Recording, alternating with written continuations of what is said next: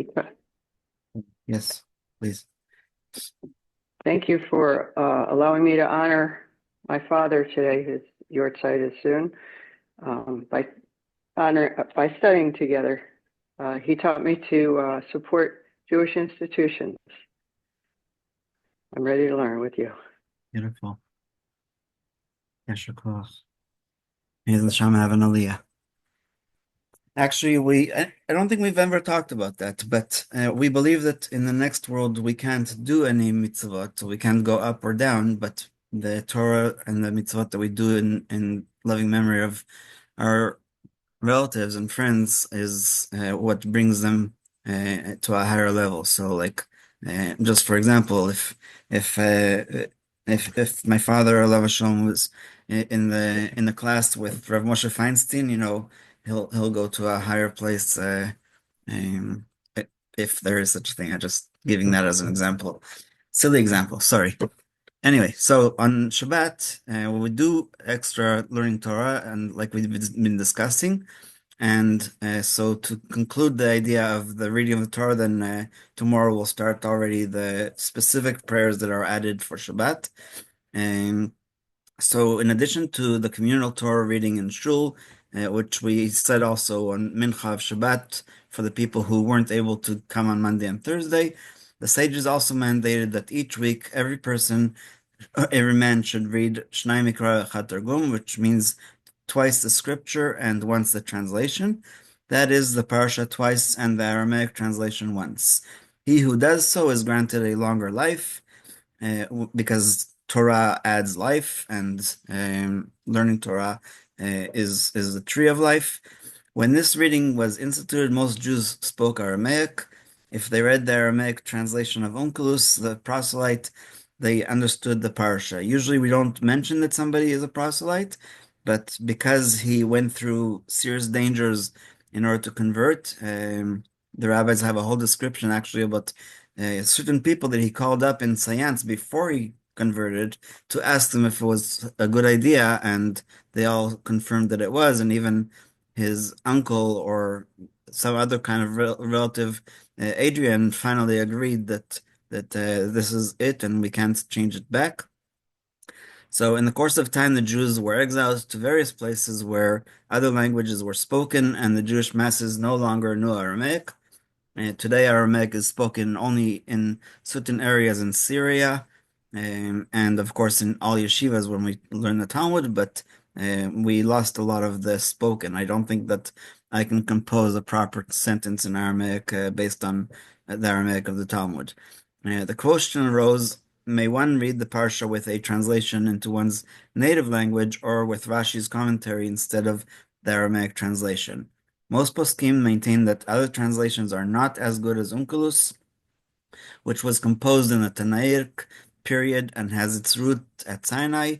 Thus, one does not fulfill his obligation by reading the other ones. In contrast, there is a general agreement that one may study Rashi's commentary in lieu of Onkelos' translation because Rashi explains the difficult passages in the Torah as the Targum does, often in even greater detail, and he quotes the Targum hundreds, maybe even thousands of times. I'm not even sure what the correct number is, but Rashi does use the Targum when he feels that that is the proper translation, and then explains what the Targum changed in the Pshat and the simple meaning of the words instead of the words that we read. However, there are verses that Rashi does not comment upon. Those verses must be read three times. I think the Mishnah Berurah brings an example of the verses about Yishmael's children, uh, and Nahor's children. They're just names, and so we repeat them three times instead of Onkelos, because Onkelos doesn't translate their names and doesn't explain to us what their source are. There are some who enhance the mitzvah and read the parsha twice, and then read both Targum and Rashi. Rashi has the advantages of being more expansive and of quoting from the sages, while the Targum has the advantage of being rooted in Sinai. Therefore, the Kabbalists write that even for those who do not understand Aramaic, there is value in reading Onkelos, and in Yemenite shuls until today, they have a young boy, sometimes not even bar mitzvah, who after every time that the Baal Korah reads a verse, he translates in Aramaic, and by the people repeating to themselves, that's Shna'im Mikra and Echad Targum. The time frame for these readings begins with Mincha of the prior Shabbat, when the beginning of the upcoming Parasha is read. It continues through the week until Shabbat lunch.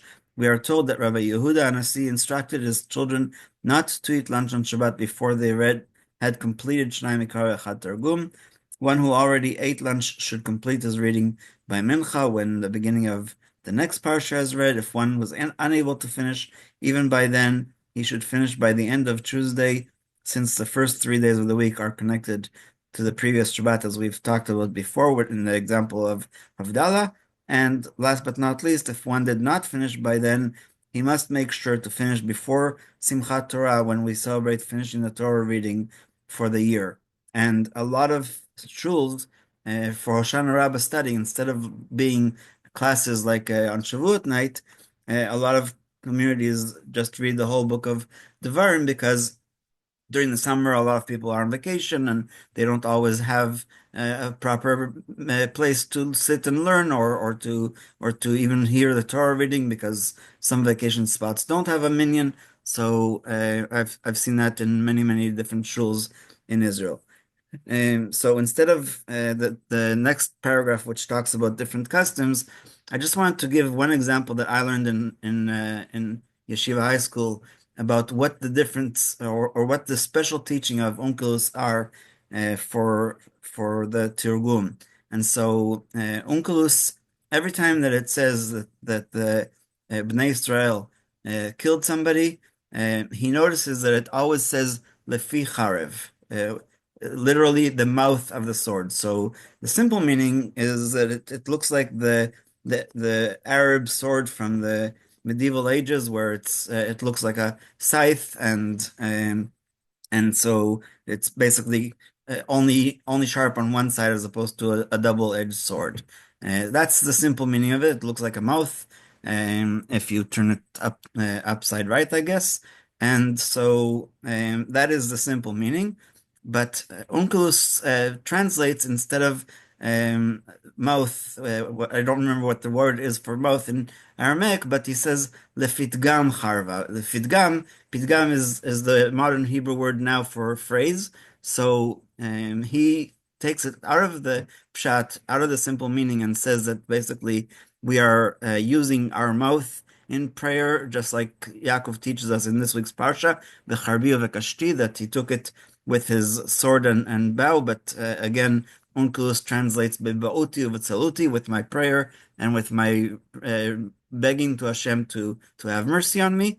And so every time that the Israelites it says that they killed somebody lefi charv, it's lefidgam charva. The one exception is when they killed Bil'am, the evil prophet who came to curse the Israelites in the desert. It says that Bil'am ben Beor hargu becharev, without lefi charev, and Onkelos translates becharev and says, well, the explanation that he learned from Rabbi Yoshua, his rabbi, was that Bil'am used the power of the mouth that is usually restricted to the Jewish people, that they use their prayer instead of swords.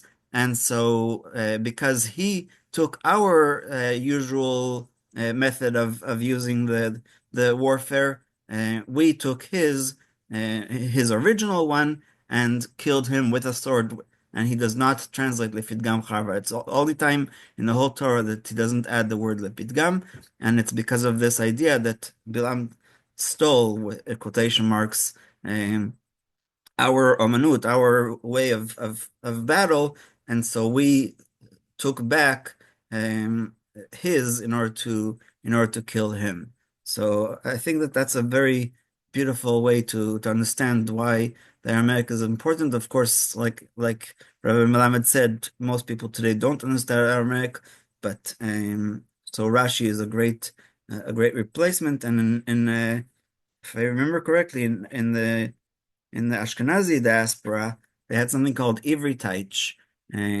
which is basically a combination of Pshat and Drash in Yiddish. and it was also a way of learning the Parasha. And so we'll stop here and we'll open up for questions.